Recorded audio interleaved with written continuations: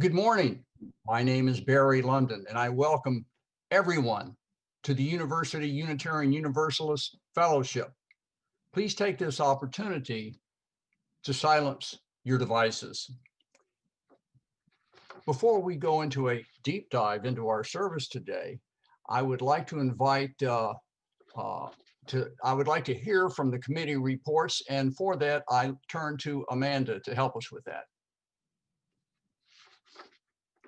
Well, Barry, I would love to help. I believe Martha is going to help us with that. Go ahead, Martha.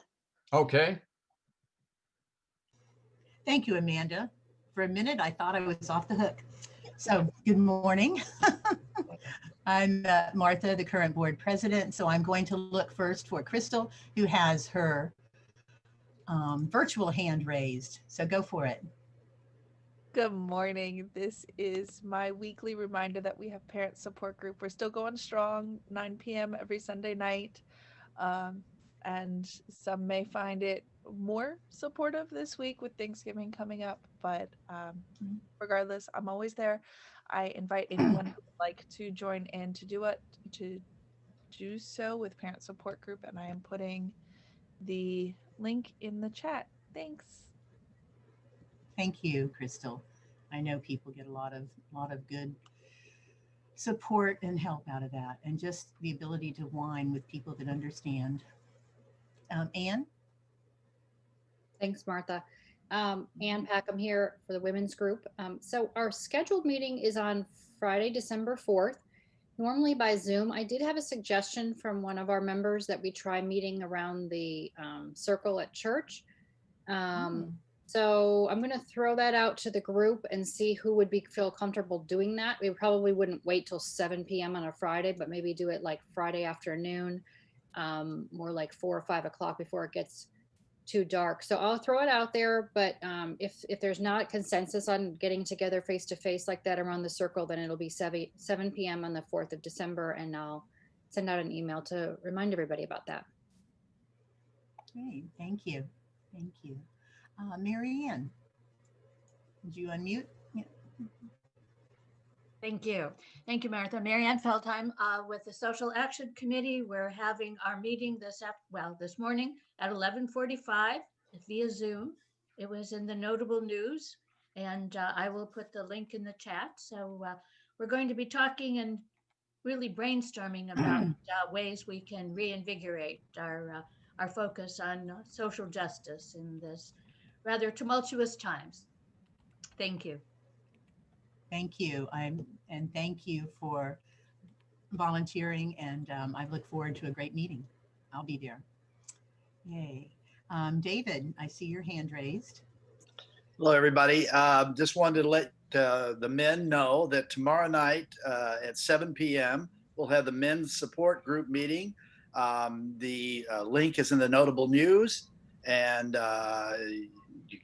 we'd love to have you. So 7 o'clock tomorrow night. Thank you. Judith, did you have your hand up? I did. Two things for religious education. We're meeting at noon today after the service. You'll find the link in the email that goes out every week. And parents, note that there was a request that the kids bring some sort of bread to the screen. So we're doing a little bit about thanks and giving this morning. And children involved, families involved in RE. After RE, we're doing a game of, please keep me in your thoughts as we do this. We're doing a game of Among Us. So if anyone wants to try and play, I have up to 9 slots plus.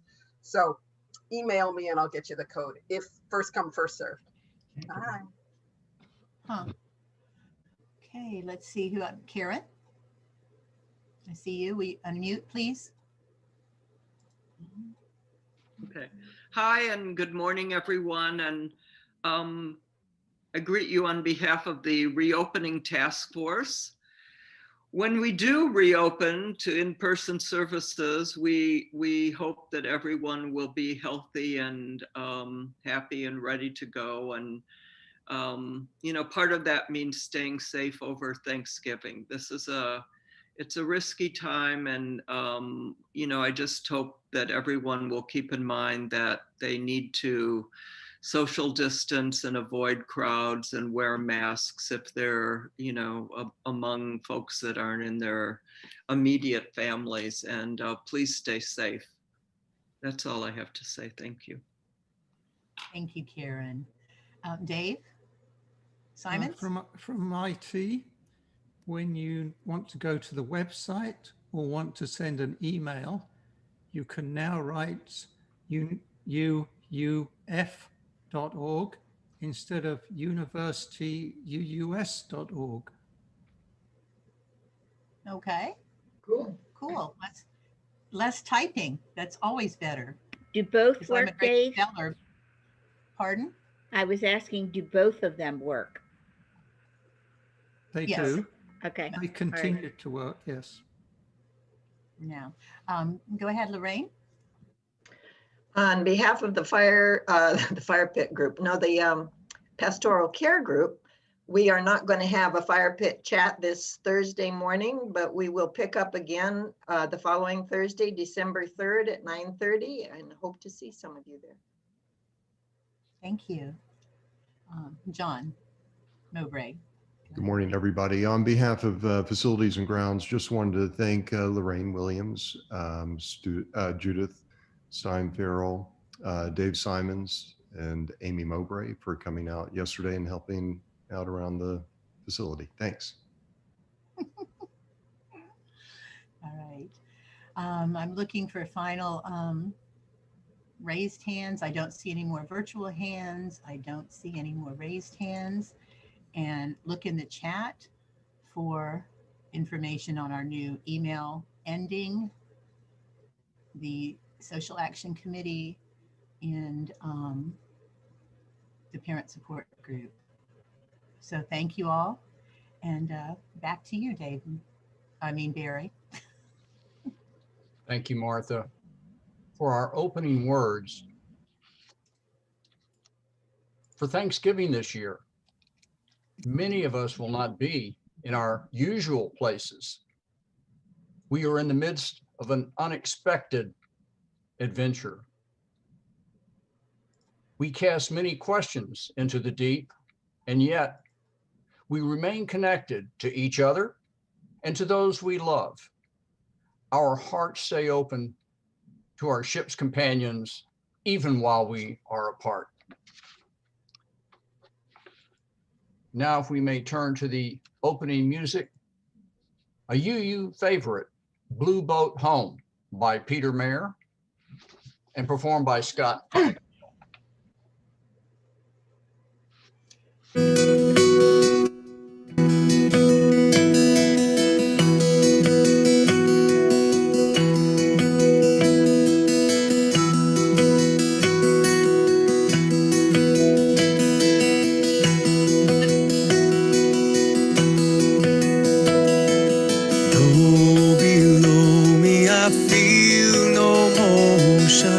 Standing on these mountains and plains, far away from the rolling ocean, still my dry land heart can say, I've been sailing all my life now, never harbor or port have I known. The wide universe is the ocean I travel, and the earth is my blue boat home.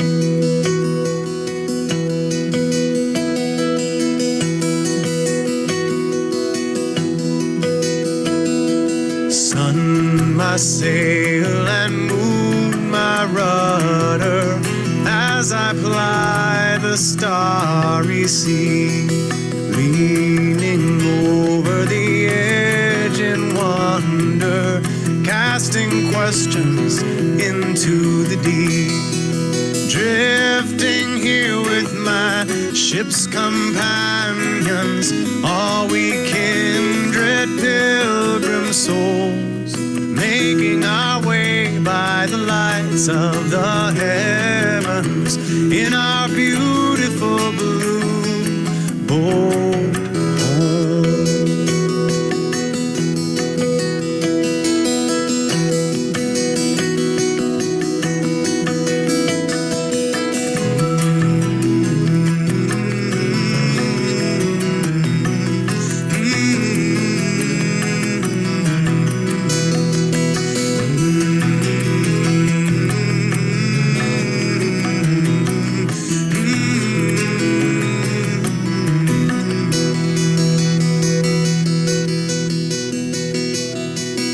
I give thanks to the waves upholding me. Hail the great winds urging me on.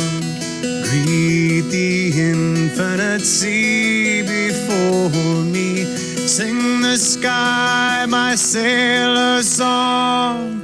I was born upon the fathoms. Never harbor or port have I known.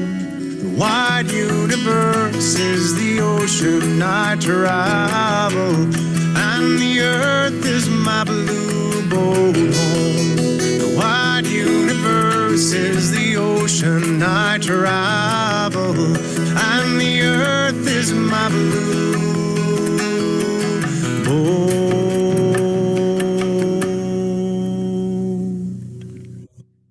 home.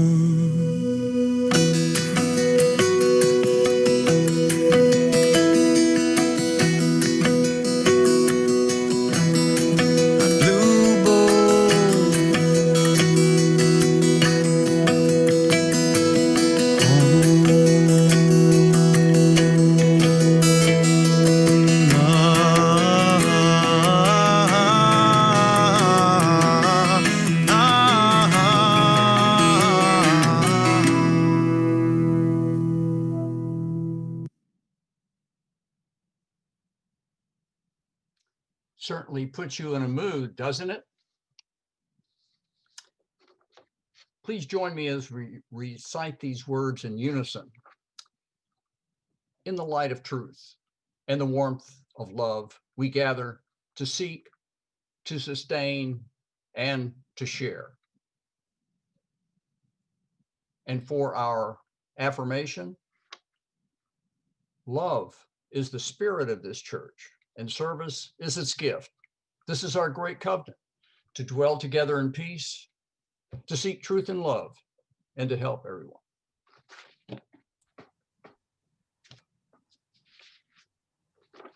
For the welcoming of our guests, we'd like to take this moment to welcome any visitors in our congregation today. Our services, topics, and speakers vary greatly from one service to another, and so we invite you to come back and experience the full breadth of these services. And for joys and concerns, I think this time I can safely turn to Amanda.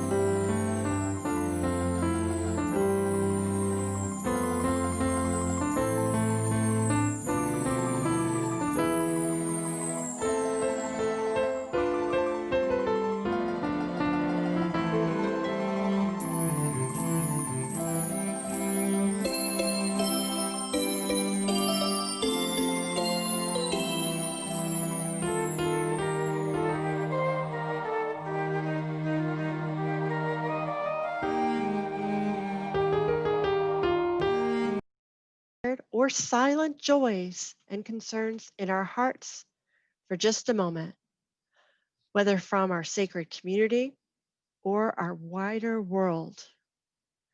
May the light of peace, may the light of hope resonate within us all. So may it be.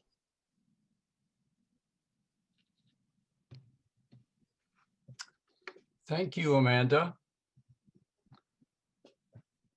Now is a time for all ages. And for a time for all ages, I will hand the baton to Judith Stein Farrell, who has a wonderful story for us. Judith is our Director of Religious Education. Judith? Awesome, Barry. Thank you. And I echo Chloe's comment in the chat. Amanda rocks. Thank you, Amanda. This morning, I'm sharing a story, and I'm going to put up slides. However, I also sent the congregation a request in the Notable News this week that they might print out the coloring page that goes along with the story. And while you're listening, take a colored pencil or three and some crayons and just gently listen and meditate while you go. And then that will lead right into the next step of the service. And I will share my screen. The Best Meal. This is a UUA Tapestry of Faith story. It is found in the Creating Home curriculum. And it's inspired by a story in Tales for the Seventh Day, a collection of Sabbath stories by Nina Jaffe.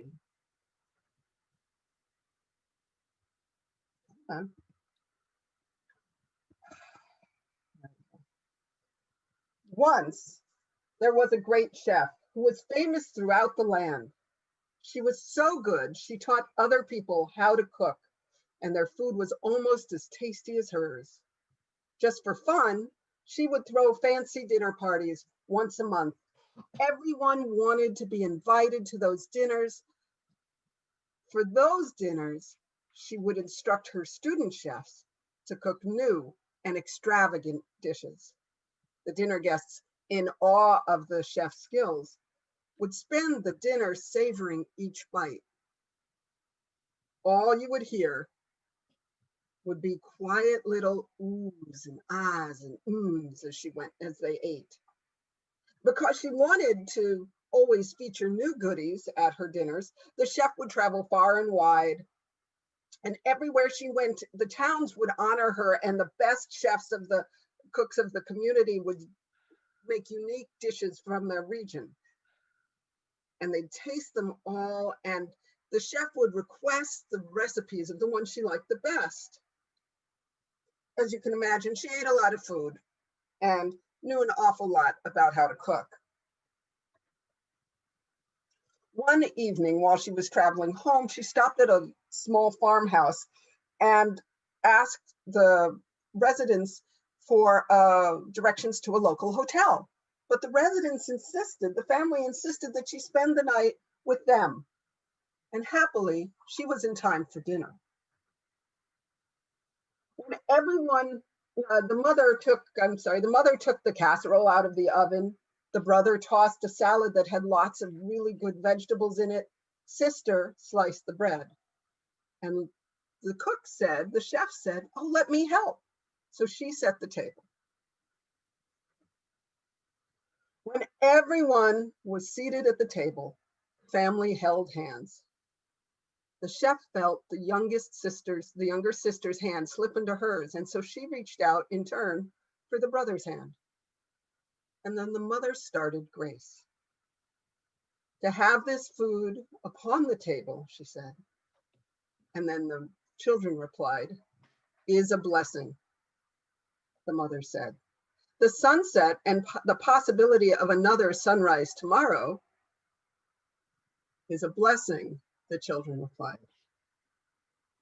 "The love of family, the warmth of friendship, and the grace of the Spirit is a blessing," the children and the chef joined in together. And then they had a happy laugh as they recognized they'd all participated. They ate, and during the meal, everyone told stories about their day, and the chef could not believe how delicious the simple meal was. She didn't want the dinner to end, but it was the end of the evening and children had to go to sleep. May I have the recipes? She asked the mother. And the mother was flattered and surely shared the recipes with the chef.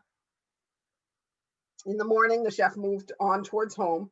And when she got home, she went directly to her kitchens and handed the recipes to her students and instructed them to get ready for a big dinner party the next night. At the dinner party, the guests arrived and the simple casserole and salad and bread were served. The chef was excited. She took a bite and she started to eat, and something was wrong. Something was missing. This was not like the meal she had had at the farmhouse. So she went to her students and asked them to explain what they had done differently. They promised they had done nothing different. They followed the recipes. So she sent for the mother to come and explain what might have been left out of the ingredient list. What's missing cannot fit into a recipe, said the mother. Did your guests make the meal together? Did your guests hold hands as they gave thanks? Did you share stories during the meal? No, the chef shook her head. None of that had happened. Then the chef realized that sharing a meal together, what we call breaking bread, was more than just eating a good meal. It's about working together, sharing lives, sharing laughs. It's about being thankful for the food and the company. It isn't about it being fancy or the very best meal, but to enjoy the food that nourishes you and your family and your friends.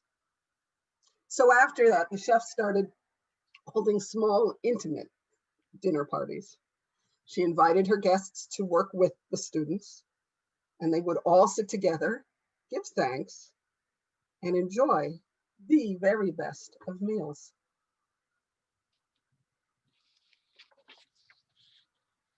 Back to you, Barry. Thank you, Judith. That was certainly, I think, a hearty taste of gratitude. And regarding gratitude, our subject today, Blessed by Love and Amazing Grace, will be brought to us by a very old friend of ours, someone who has been a mentor, a speaker, and an advisor many times, Reverend Kathy Schmitz. She served as senior minister of First Unitarian Church for a number of years, 8. She lives in Orlando with her husband, Charlie Behrens. They have 2 adult daughters and 4 fabulous grandsons. Kathy is also the board chair of the Interfaith Council of Central Florida. Kathy, please tell us about Blessed by Love and Amazing Grace. Thank you. Thank you, Barry. I just want to say that I'm actually coming to you from Atlanta this year. We are spending the year up here to help with COVID-related school disruption. So I'm just delighted that technology allows me to be with you today. So thank you for having me. This morning, I want to invite us to a meditation, a time of meditation before we actually begin our reflections. We sometimes say that love is the doctrine of this church, or love is the spirit of this church. It's a simple message, but it challenges us again and again to open our hearts. Love is the spirit of this church. So I'd like to practice one way of being more loving, and it comes from the Buddhist tradition, and it's called metta, or loving kindness meditation. Metta is the word in the language of the Buddha, Pali, for loving kindness. Now, whenever I offer an invitation, you have a choice. If you don't choose to try it, you can sit quietly while others do. In loving kindness meditation, you start with yourself and offer loving thoughts. And then you make bigger and bigger circles of concern in which to offer your loving thoughts. So I invite you now to this time of meditation and reflection. You might sit firmly but comfortably, perhaps lower or close your eyes. I'll guide the process, and so you can relax and breathe. Start with yourself. Think about yourself. Imagine you are in a little circle.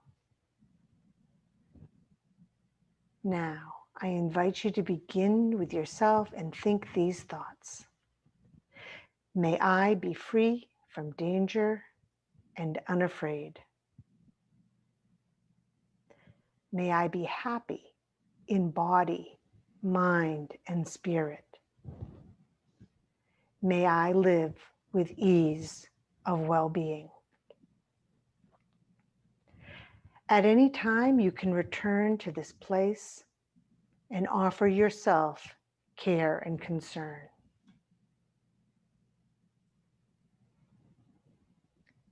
Now, I invite you to bring to mind a person for whom you have love or deep gratitude. And with this person in mind, think these words. May this person be free from danger and unafraid. May this person be happy in body, mind, and spirit. May this person live with ease of well-being.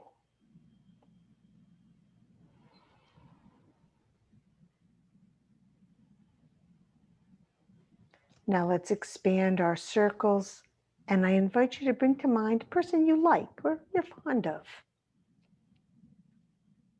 And including this person now in your circle, offer these thoughts.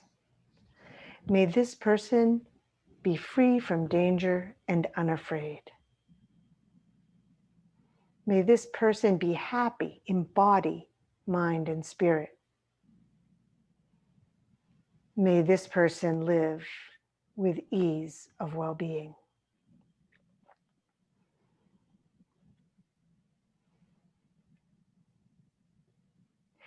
Now, if you like, bring to mind a person you feel neutral about. It could be someone you bought your paper from this morning, or who you saw out walking their dog. And expanding your circle to include this person, offer these thoughts. May this person be free from danger and unafraid. May this person be happy in body, mind, and spirit. May this person live with ease of well-being.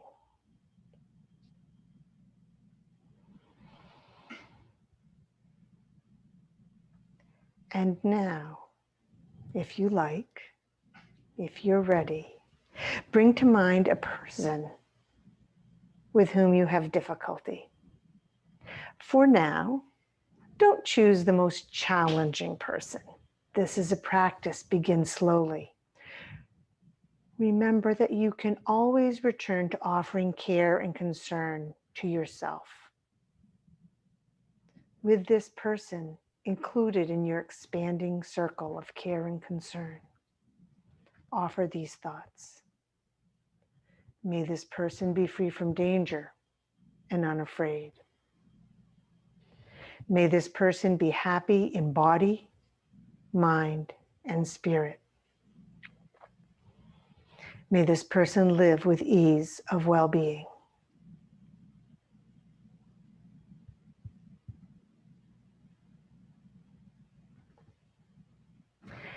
And now I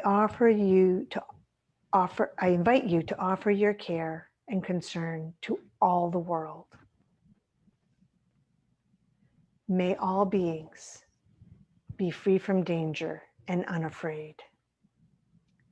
May all beings be happy in body, mind, and spirit. May all beings live with ease of well-being.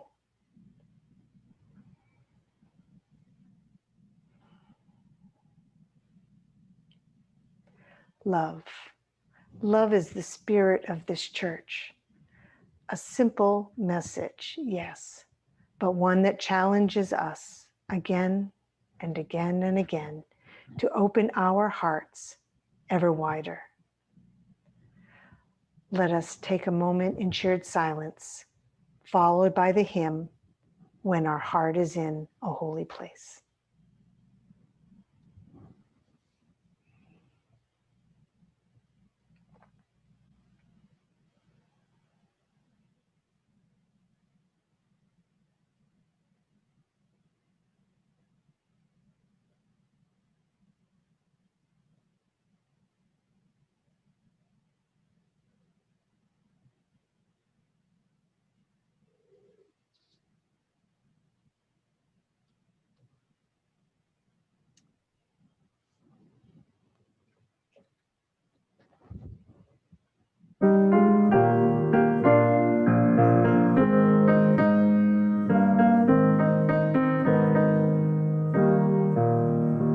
When our heart is in a holy place, when our heart is in a holy place, we are blessed with love and amazing grace. When our heart is in a holy place, when we trust the wisdom in each of us, every color, every creed and kind, and we see our faces in each other's eyes, then our heart is in a holy place.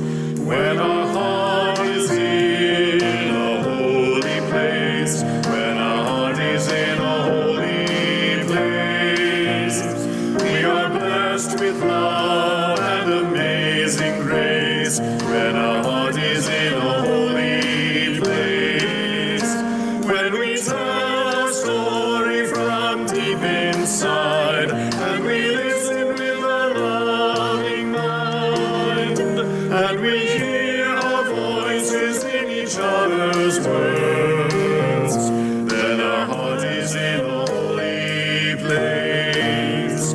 When our heart is in a holy place, when our heart is in a holy place, we are blessed with love and amazing grace. When our heart is in a holy place, when we share the silence of sacred space, and the God of our heart stirs within, and we feel the power of each other's faith, then our heart is in a holy place.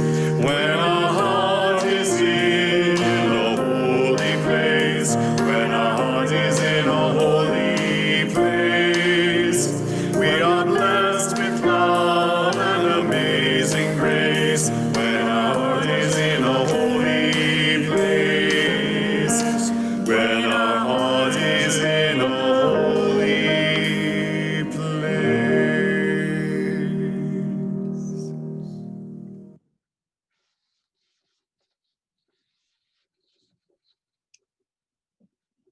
For our offertory today, from now through December 13th, our Share the Plate offer. Barry, could we hold that off till after the first reflection? Okay, I thought that, all right, I understand. Okay. Meditation and then reflection. So this will No, be reflection problem. continued by Reverend Kathy. So we're going to have two reflections with our offertory in between this morning. So I titled my remarks, Blessed by Love and Amazing Grace, because I so love the song that we just sang. When our heart is in a holy place, a place of wholeness and health, our hearts, our lives are at stake in this. In the modern era, the word holy can take us into specific religious imagery. However, I like the word's roots, to be whole, holy, uninjured, sound, complete, healthy. Now, for any of us who have more experience than a newborn, we may find it hard to recapture such holiness, such wholeness within our heart. Life by its very nature is filled with bumps and bruises, overflowing with injuries, real or perceived. These can cause us to close down, to build walls, to lose trust in ourselves and in others. But when we close down and build walls and lose trust, we can damage our connections, the very relationships that give life meaning. We miss out on blessings, the blessings that abound in the world around us. We miss out on grace and we become ungraceful. We miss out on love and our hearts harden. Thanksgiving is one of the times of year when we are called to the practice of gratitude, a reminder that in the midst of all that life throws at us, there's still much to be thankful for. The practice of gratitude can help to heal our hearts, can help to restore our hearts to health and to wholeness. And for our efforts, we will be rewarded many times older. For a grateful heart and a holy heart is a heart that is open to blessings and love and grace and others.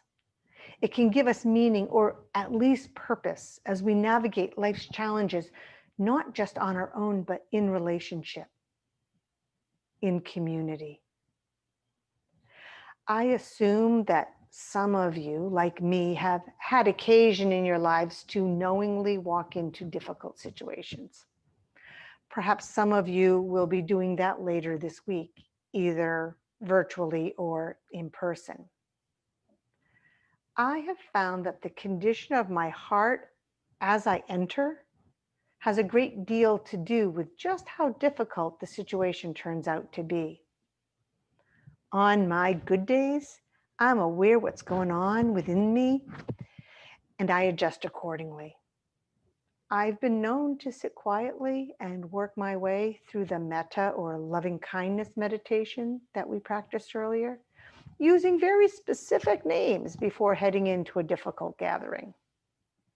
It doesn't work, of course.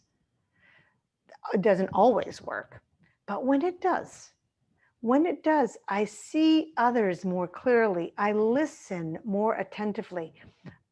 I respond with less defensiveness and more constructive behavior.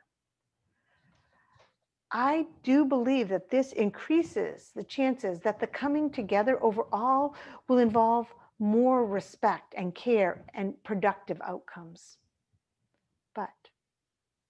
But even if it doesn't, it greatly increases the chances that when all is said and done, at least I will feel good about my behaviors and I will have done less harm. Even in cases where I have had to walk out or make difficult decisions, not in concert with others, I have felt that those actions were solid and made from a grounded place. I live with less regret. Of course, this requires me to do my work, to be attentive, to be responsible for what I am contributing spiritually and emotionally to the interaction, to do my best to ensure that my heart is in a holy place. And, well, I don't always succeed. I can think of times when I've been so wound up that I pace around and around a room saying, darn, I know I'd feel so much better if I meditate. Over and over again, I repeat this to myself. I know what to do, but do I settle down and do it? Not always. I mean, what's up with that? It's tough being human. And I'm not talking here just about meditation. It can be whatever it is we know we need. A walk in the woods, gardening, coffee with a friend, anything that helps us stay on an even keel. You know, personally, I don't believe that people generally are necessarily good or bad. I think we have choices to make. And I think that our aspiration, individually and communally, should be to increase the number of good choices that we and others make. This is why I love the traditions that come with our Thanksgiving holiday and others that remind us to tend the conditions of our heart. As a side note, I want to acknowledge that there is a whole conversation that we could have about the troublesome nature of some of the mythology that surrounds Thanksgiving in our culture. Owning that troublesome history is part of tending to our hearts as well. Even as we do that, we can transform the related practices that nurture our hearts. I do so believe that the practice of gratitude that we have evolved is important. Think for yourself. Think about times when your attitude has made a difference, for good or for ill. What practices, individual or communal, had an impact or could have? In the story that Judith shared earlier, the food prepared communally and cooperatively tasted better. Or did it? Technically, scientifically, the food was just the food. Same recipe with same results. And yet the attitude with which it was created and consumed changed.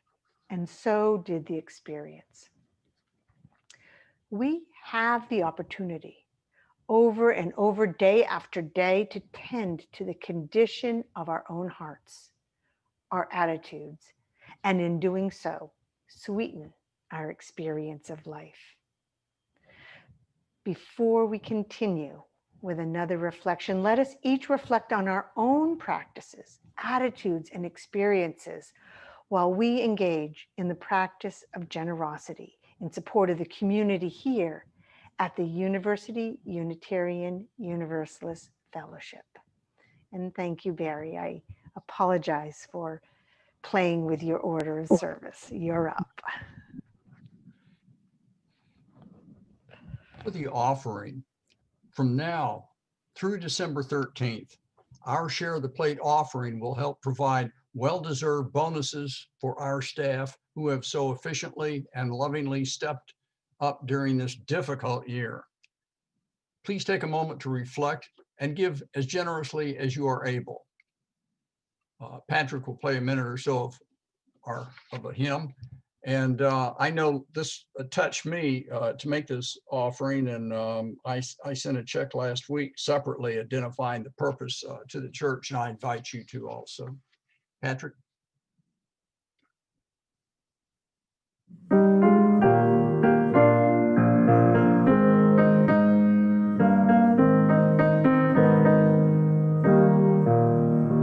When our heart is in a holy place, when our heart is in a holy place, we are blessed with love and amazing grace. When our heart is in a holy place, when we trust the wisdom in each of us, every color, every creed and kind, and we see our faces in each other's eyes, then our heart is in a holy place.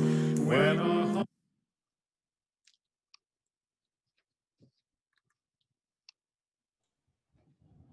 Reverend Kathy. Throughout my ministry, I have had a number of occasions and David moments. You've likely had them too. Sam and David were two men in a congregation I served. Based on a number of factors, I might have expected them to be friends. But not only were they not friends, there seemed to be some sort of tension between them, and I didn't know why. Until one day, I was chatting with David, and he told me about a time when he was new to the congregation. He was leaving the church building one day, and Sam invited him to something. David politely declined, citing another commitment. After that, Sam was always cold to Dave, and Dave, being a bit tender, was confused and hurt. He kept his distance. Sometime later, I was chatting with Sam when I realized he was telling me about the same incident, only it was a different story. Apparently, Sam had not heard the response of the soft-spoken David. He felt rebuffed, ignored. He was confused and hurt. After that, he noticed that David kept his distance, so he did too, never really knowing why. Tender hearts, easily bruised. I think this experience caused me to develop a practice that I think of as brave friendliness. When I have a hard time with someone, whether I think the difficulty came from me or from them, I work hard to be friendly the next few times I interact with them. I intentionally push back past any discomfort I might feel. It might be as simple as a smile and a hello. For me, this is brave friendliness. I just want to communicate. I still see you. We can be okay. Now, they may not reciprocate, or they may. It's okay. Either way, I'm keeping a door open. It helps me over the awkwardness, and I hope it helps them too. In the case of Sam and David, the insight had put me in a challenging spot. Both of them had told me as their minister the story, and as such, I wasn't at liberty to share Sam's story with David or vice versa.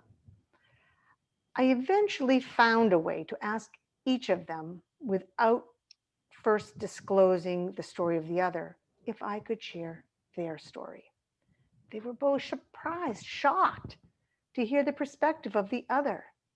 And what a sad thing that years that they might have been supportive and friendly to each other had been lost. Over the years, I've witnessed many Sam and David stories in congregations, in couples and families, in the community. Do you have any Sam and David stories? Have you ever been Sam or David? I've gotten better at spotting emerging examples in myself and in others. I've gotten better at drawing attention to what is happening earlier so that less damage is done, less time is lost.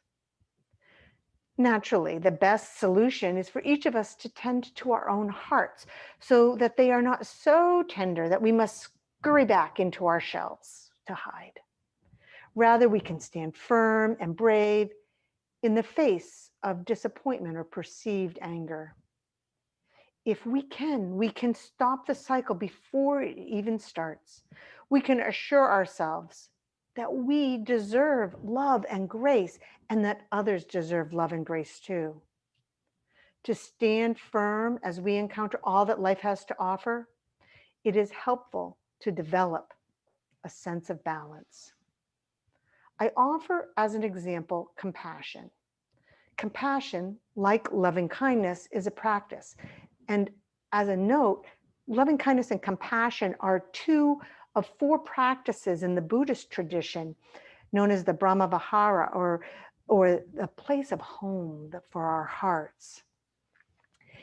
The thing is, if we open our hearts wide in compassion with no boundaries, it's possible to become overwhelmed by the needs of the world. We can find that the pain we see in others exhausts us. We can forget that it is the other person, not us, that needs compassion, and we can become useless.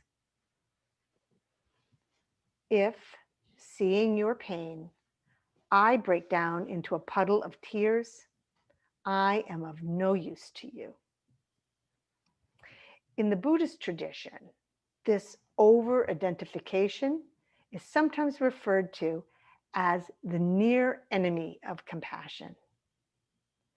We tend to be aware of the far enemy, that is, when in the face of life's suffering, we close down, turn away, and become hard-hearted. As a culture, we tend to judge the hard-hearted more harshly, but both imbalances stifle our ability to respond with true compassion. American Buddhist teacher Sharon Salzberg has described compassion as the tingling of the heart in response to the suffering of another. We wake up, we become aware, we don't close down, we don't melt down. Balance, so that we may be a blessing of love and grace. So it is when we are in need of compassion or loving kindness. A firm and strong heart allows us to try again when things go astray. When our heart is in a holy place, our lives and the lives of all we encounter are blessed. As we continue this journey with all its unexpected adventures, as you encounter those you love and those who make your head spin, may your heart be in a holy place. May you be blessed, truly blessed with love and amazing grace. May it be so. Thank you, Reverend Kathy. Certainly our deepest need are our social interrelationships, and this was very important to hear your wonderful words. Please join me in extinguishing the chalice. We extinguish this flame, but not the light of truth, the warmth of community, or the fire of commitment. These we carry in our hearts until we are together again. For closing words, or excuse me, for closing music, may I say, this is a delightful moment for us because we're able to introduce someone who is a new member to the church in our UUF choir, Stephanie Messler, and she will sing a version of the song we so much love today. Thank you for sharing your gift with us, Stephanie. Thank you for having me. When our heart is in a holy place, when our heart is in a holy place, we are blessed with love and amazing grace.